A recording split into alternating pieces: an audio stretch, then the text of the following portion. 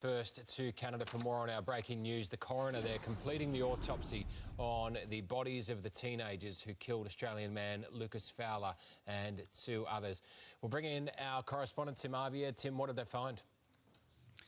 Well, Tom, in a case where there are so many questions, we now have a few more answers. Canadian police have confirmed that Bryce Migelski and Cam McLeod appear to have died from suicide by gunfire. They've obviously found gunshots in the body and say there are also two firearms found by their bodies. What's not known is exactly when they died. The Canadian police have released a statement saying that while both individuals were deceased for a number of days before they were found, the exact time and date of their deaths are not known. However, there are strong indications they had been alive for a few days since being last seen in July and during the extensive search efforts in the Gillam area.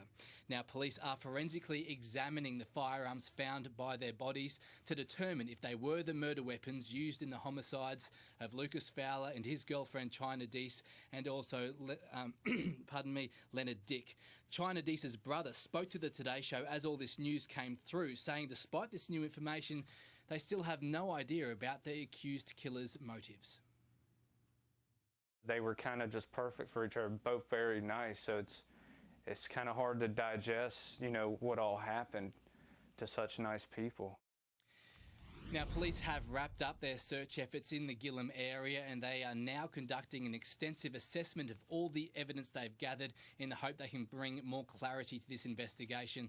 They say they hope to have that update all finalised in the next few weeks for the victims' families. Tim Avia there with the very latest. Thank you.